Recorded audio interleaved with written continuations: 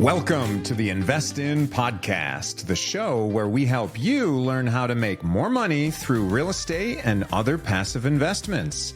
We're your hosts, Zach Hoyt and Eric Richner, entrepreneurs, investors, and the guys behind Maverick Asher Capital. Whether you're a seasoned investor or just getting started, buckle up because we're taking you on a journey to help you achieve the lifestyle of your dreams.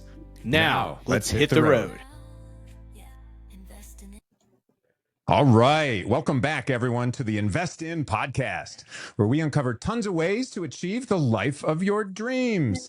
I'm your host, Zach Hoyt, and I've got my co-hosts today that are also my RV park teammates, Eric Richner and Kevin Jones. All right. So you've already met Eric, so I want to introduce Kevin a little bit to you because everyone on our team's amazing.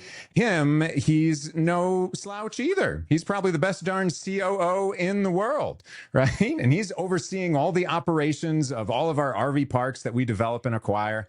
He has, over 30 years in the IT industry, 20 years in real estate. He's a retired Marine, so you can trust him to get stuff done. He's led over 70 people to teach them and manage them and everything in life, and he's an extremely detail-oriented person. So love that on our team. Need that.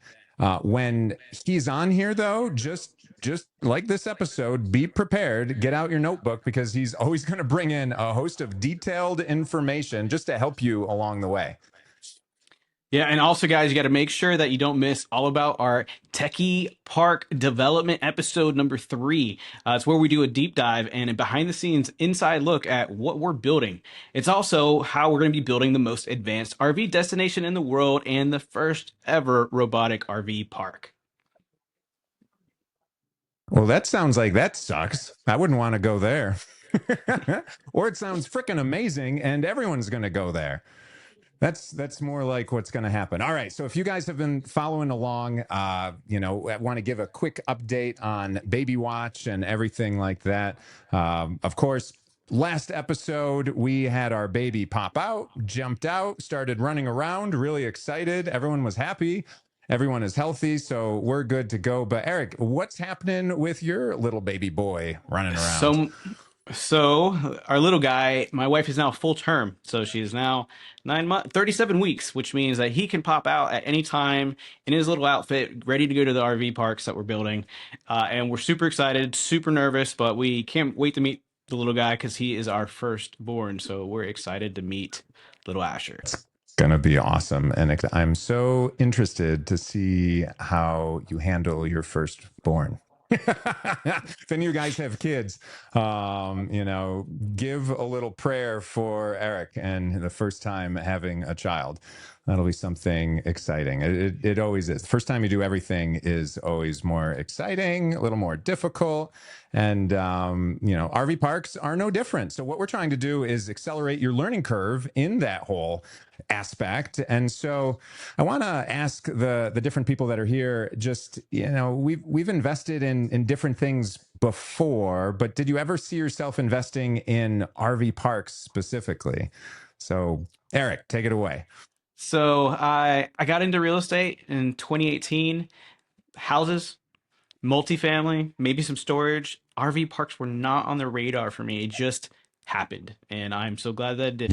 Yeah, because they're tons of freaking fun, right? Kevin, how about you? I had heard about, renting houses. In the military, a lot of people, buy houses and rent them out, but no one was ever talking about RV parks. I mean, it just wasn't something that was talked about. So I didn't really see it as an option until much, much later.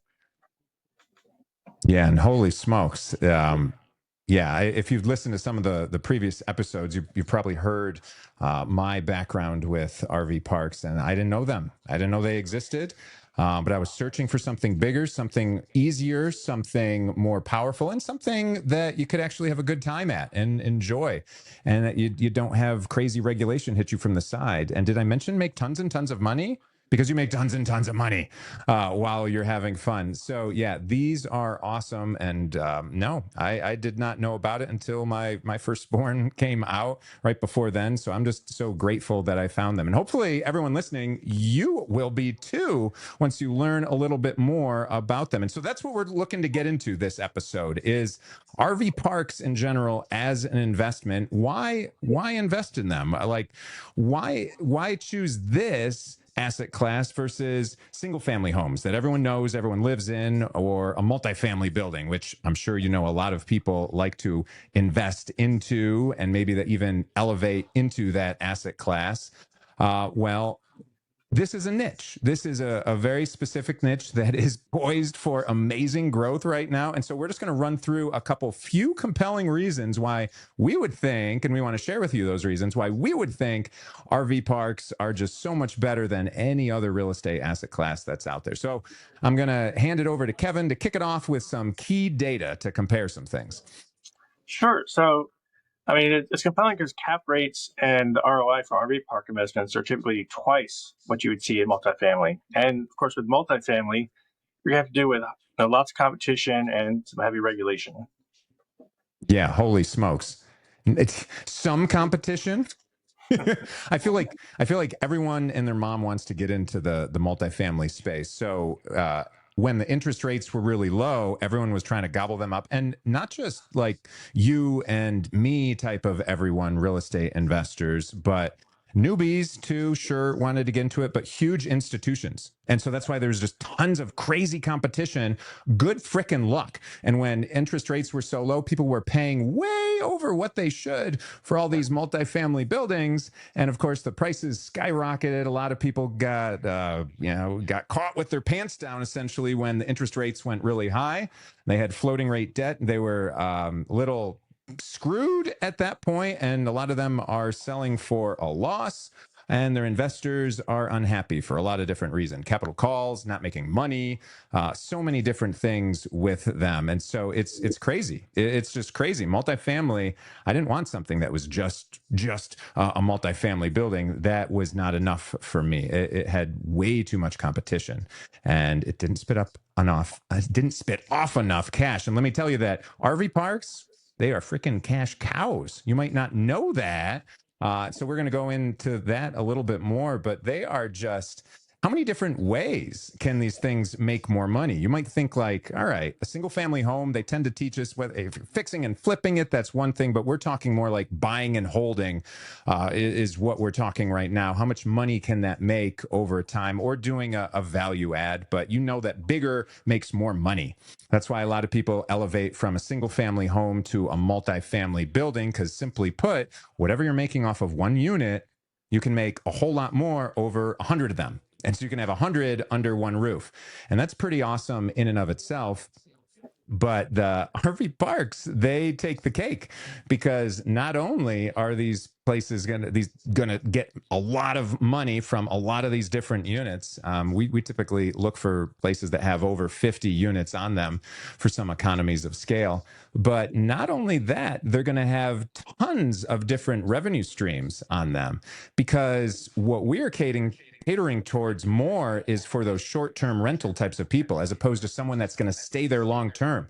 We don't necessarily want somebody that is just always going to have their go and get their groceries and come home and cook the meal. No, we want someone that needs to buy those groceries from us, from a vending machine perhaps, or they need something to drink, or they need ice, or they're in these RVs and their fridges are about this big. They're tiny. They're about the size of your head. So it's a lot different than a full-size fridge. And they do make some that have full-size fridges in them, but just as a whole, it's not typically the case.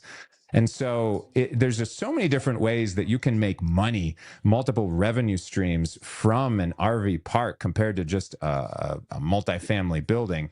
And not only that, so I really like the idea of short-term rentals, because, I mean, you can enjoy them, number one, but holy smokes. I mean, you guys, I'm sure you've seen it around you. I know, Kevin, you're in North Carolina. Eric, you're in Georgia. I'm here in Ohio.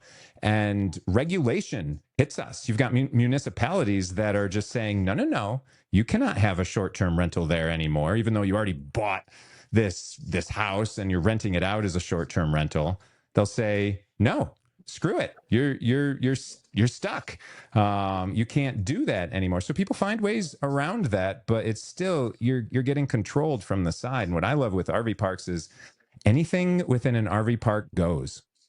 So you can control the rules. You can have those short-term rentals in there. You can have little cabins. You can have tiny glamping villages, so many different things.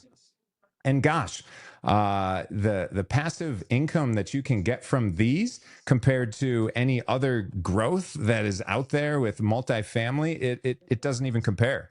Ever since COVID, people could work from anywhere, so they decided to work from everywhere because younger generations said, screw it, I'm not going to wait till I can barely walk to go and take a vacation and travel the country. No way.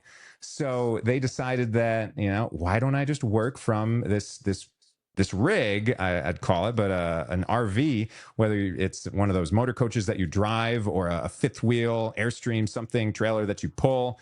I can work from that and I can travel the world. And that's what Eric ended up doing for a few years himself, is just traveling around and enjoying that benefit right now. So he's a prime example of that. And what, Eric, you moved from a spot where you couldn't even, like, housing affordability was crazy, where you ended up moving from. Yeah, right? no, we had So a place that's $400 a month, everything included, the nicest neighbors in the mountains. I had a stream behind me, and I mean everything was included for $400 outside of our own groceries. But yeah, like when it comes to RV parks, I do want to throw out one stat that a lot of people don't realize. For every 4 investors from multifamily properties, there's only 1 RV park investor. And with the 15,000 RV parks in the US and Canada, I mean, there's still lots of opportunity with not even that much competition. Yeah, so there's definitely a difference in the amount of people that are in the space right now, for sure. So you think like, oh, is it harder? Is it, why are there less people? Frankly, people just don't know about it. And that's what this is all about. It's to introduce everyone to this concept of it. So tons of passive income that you can get, whether you're just an investor that is a passive investor, or you own an RV park and you put managers in place to get what we will call kind of passive income. Because I mean, whenever you own a portfolio of short-term or of houses, like a portfolio of houses or anything, what you tend to be sold on the idea of is passive income. Well, I'm going to tell you that owning a rental in general is not passive in any way. It's extremely active and having to deal with all the different things with that. But while we've seen a lot of growth in multifamily in the last couple years, it's been stagnated recently because it is just bloated. People have paid way too much for it.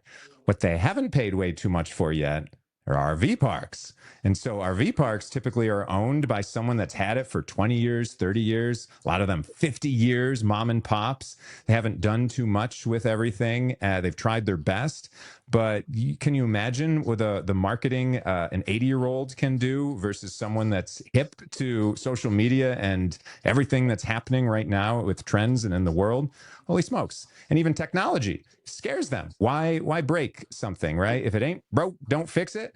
Well, that doesn't work right now. So RV parks are very ripe for disruption, and it's just an antiquated asset class. Okay, break it down. It's a very old and nobody's touched it in a long time asset class, something that you can invest in.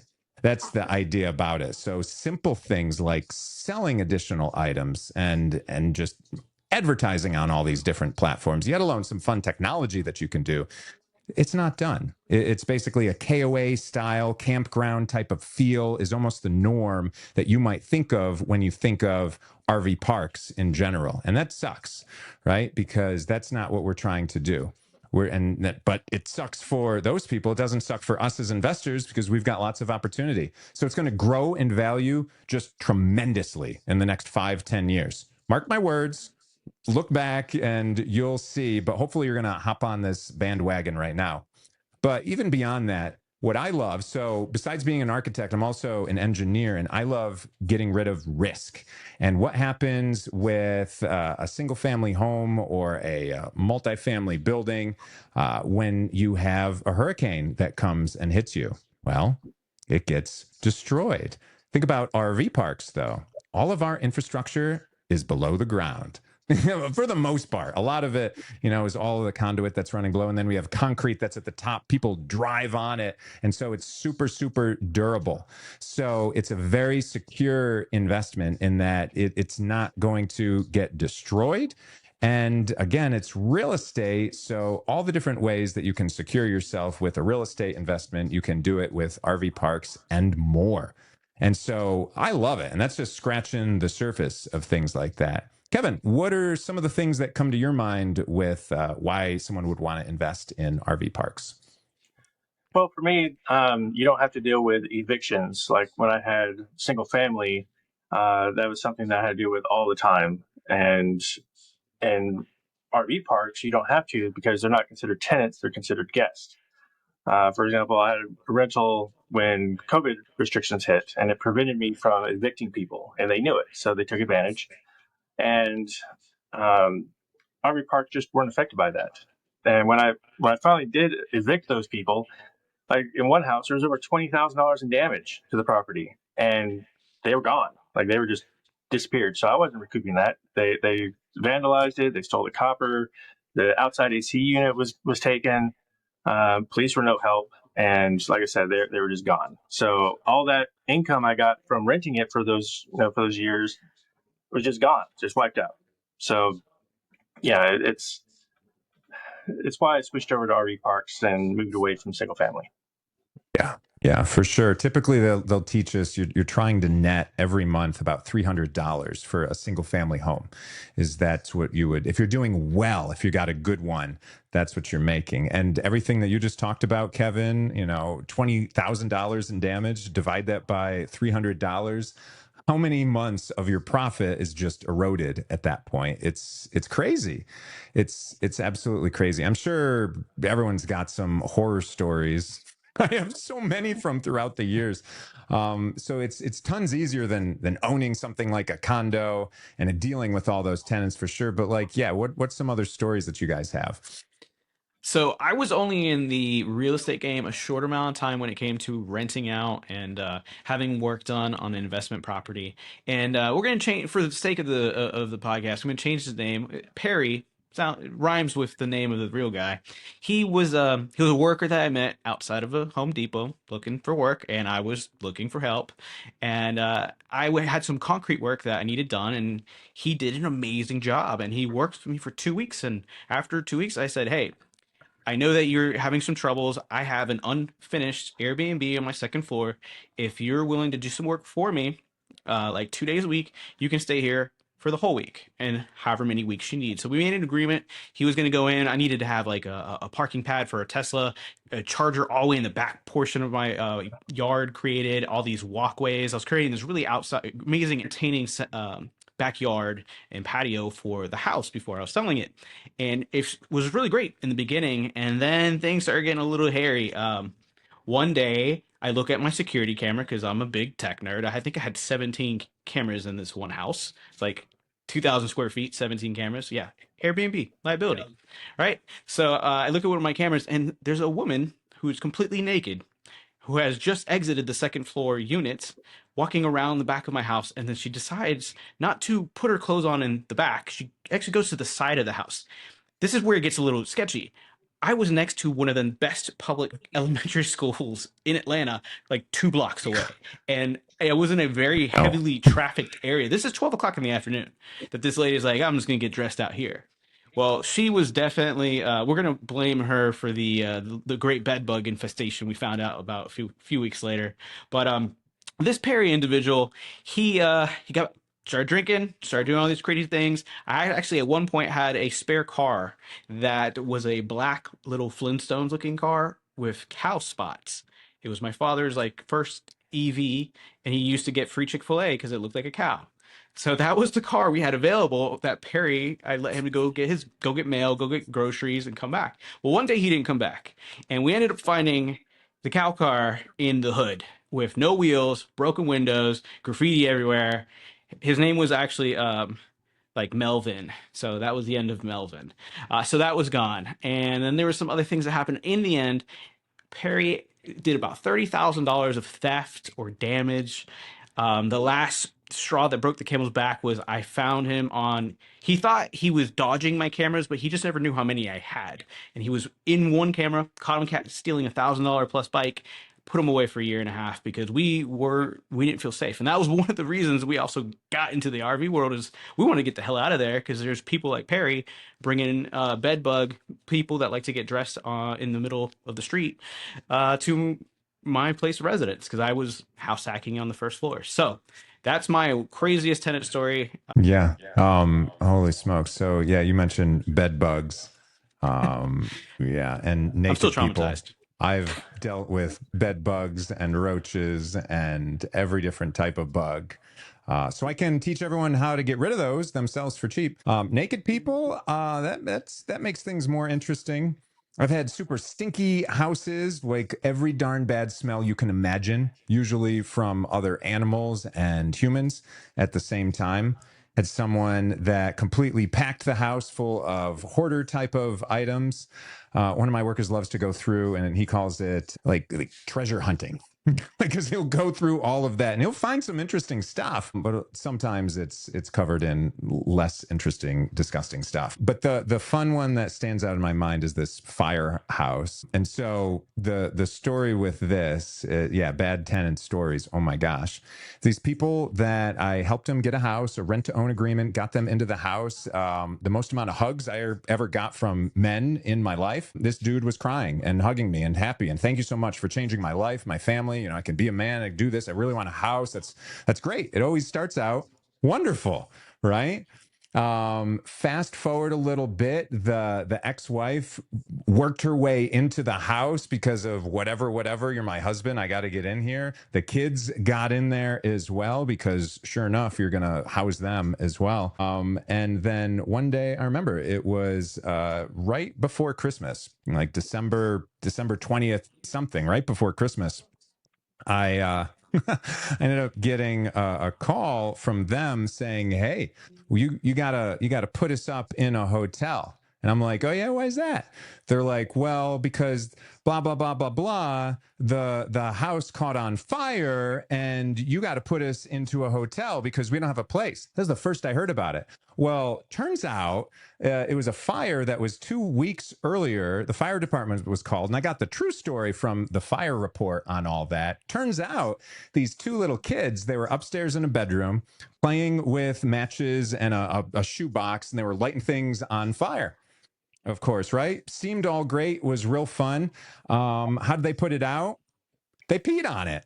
So they peed on this shoebox. They thought they put it out. They went downstairs to play. The fire smoldered, went down through the floorboards, started a fire in another room, and then they looked up, the mom looked up the stairs and saw all this smoke and everything in there, and the house is surely way on fire at that point.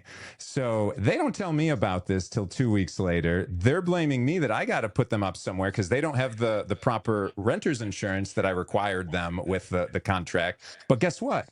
All of that doesn't even matter because they then took me to court to sue me for all of that stuff.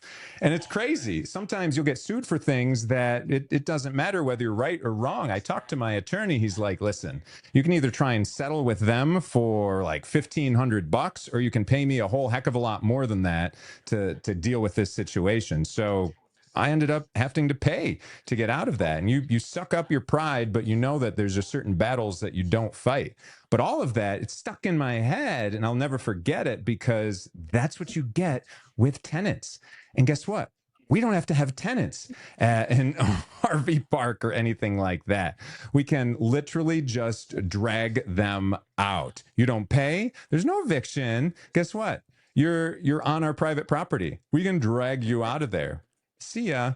So yeah, like Eric, what else do you have that you enjoy about RV park investing versus anything else? Well, first off, we are not recommending anyone go tell their kids to do the same exact thing that caused the fire, because obviously peeing on it doesn't work. Get an extinguisher. But when it comes to enjoying the RV parks, Yeah, this they is were very probably responsible in thinking about it, right? yeah, see, this is probably the 500th time that Kevin and Zach have heard about this, but one of my best memories on the road was an accidental memory, which is the way everything for myself and my family, everything's just happens on accident, destiny, whatever it is. We needed a place to stay. We were just at the Grand Canyon. It was amazing, and you really don't think that you can go from the Grand Canyon in between anywhere in Utah that's going to be even anywhere as amazing as the Grand Canyon.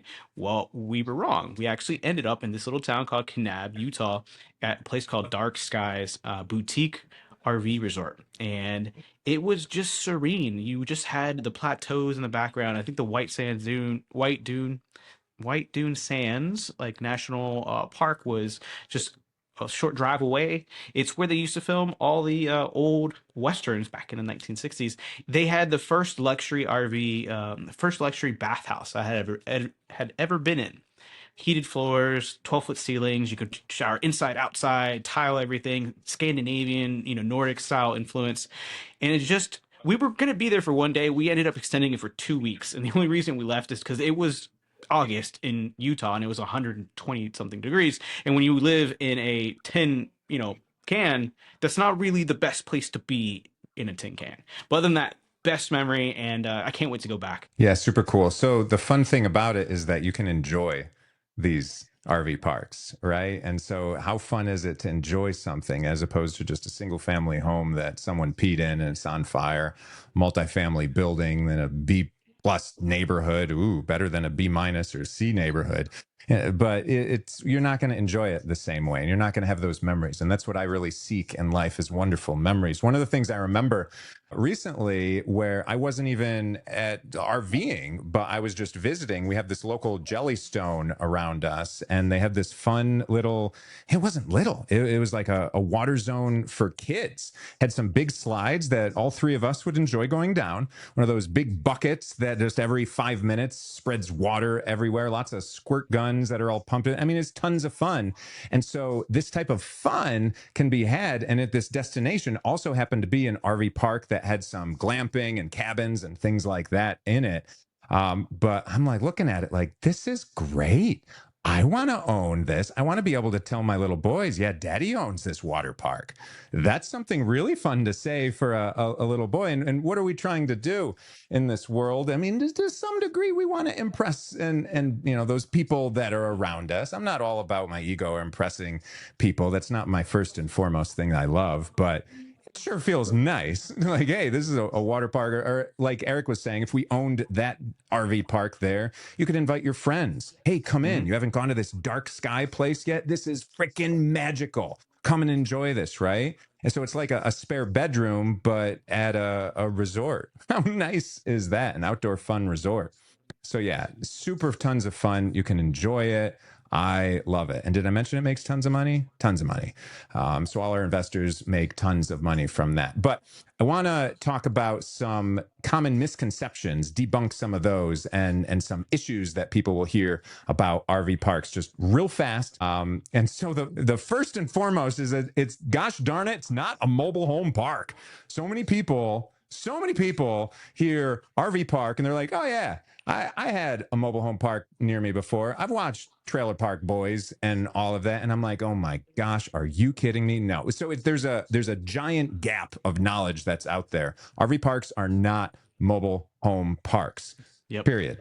Right? We'll get into more of that in another one, but yeah, they just don't understand that. Just a little snippet to help you understand.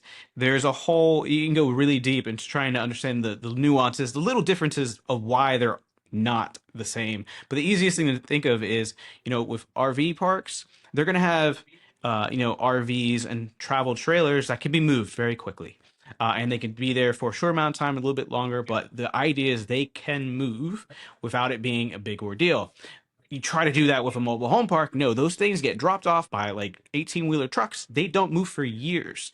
And even though they are trailers, they're not mobile it says mobile home park, but they're really not mobile. It's just a home park. So we'll definitely in the next episode go further into the real differences, how much money they make, why people get them so confused, and why investors are possibly investing in the wrong one instead of investing in RV parks. Yeah, and so another thing that comes up that people think about is obviously we mentioned they're like a short-term rental thing.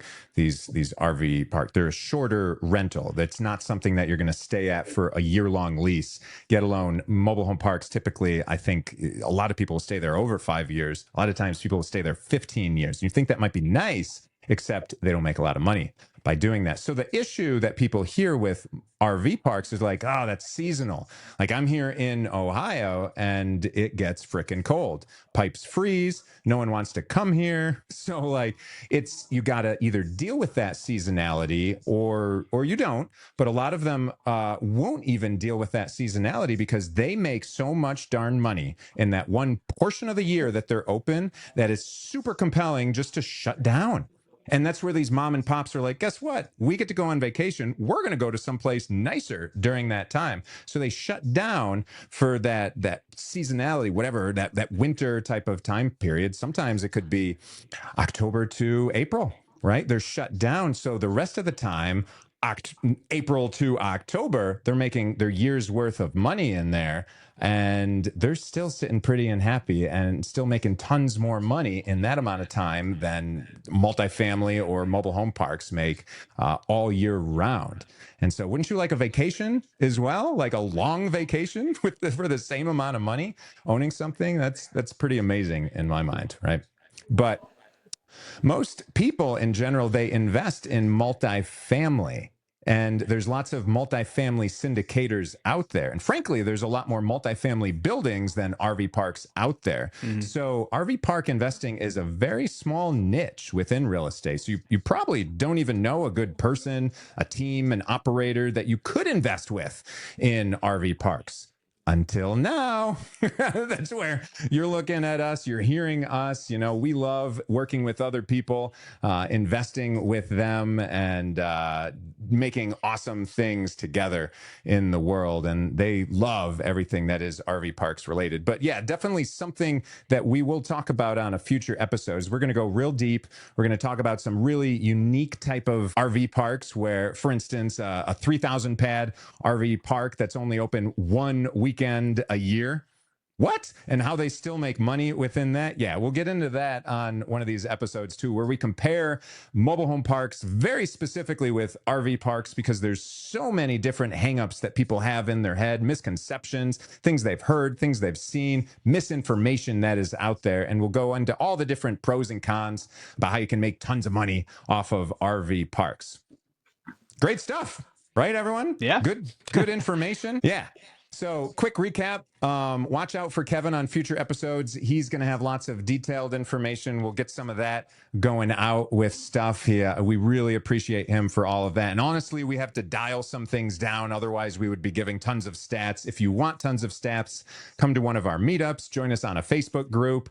You'll be able to interact with Kevin there. He would love to talk your face off about lots of very detailed stats and that. So besides that, and thank you, Kevin, for coming on here today. Normally, he might be hiding behind a fence, like on Tool Time, The Neighbor or something. He's definitely a rock star behind the scenes. And so I do what I can in front of the scenes so that he can be calm and happy and get everything done behind the scenes. So we thank you for coming on, man. Other things with RV parks, quick recap, you're going to make tons more money with them. So look into them. You'd be stupid not to, quite frankly. RV parks are the best real estate investment. Heck yeah.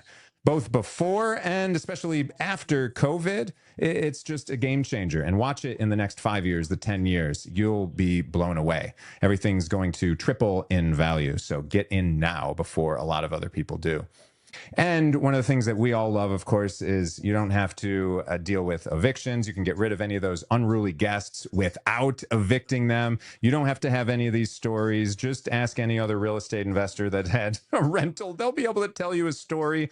And yeah, I could write a book on them, unfortunately. So I'd rather get rid of them and just replace all of those bad memories with fun memories with my family at this water park, this awesome place that we are creating, most technologically advanced, robot-centric type of RV park on the coast of North Carolina, Hidden Beach RV Resort. So if any of these topics interest you and you want to learn more, stay in touch with us. Look in the show notes to become an official Invest In Insider and continue your journey with us. Love it. And if you want to chat with me directly about investments, potentially being a part of this one and only amazing RV park destination, the most technologically advanced, or even some of the other ones that we're doing, we love working with investors, putting your money to work where other people can't. So book a call with me. You'll find a link to schedule a one-on-one discovery call so we can talk about Maverick Asher Capital and all the wonderful things that you can invest in so that you can spend your time with the people that you love and have the freedom to do whatever the heck you want in life. Cool, right? All right, I got to run because right now it's the first day that I'm watching both of my kids, my little boys solo, so that my wife can have her first girls' night out, right? And it's going to be a hoot. Hopefully we don't burn down the house like my tenants did when Just make sure they're aiming properly. Gone. Fingers crossed, right? Aim properly. Yeah. Don't cross the streams. I'll join them. I mean, what are you going to do? You got to...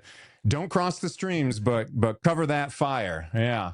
So make sure you join us next time for more ways to invest in your mind, your life, and your bank account. Be well, everyone.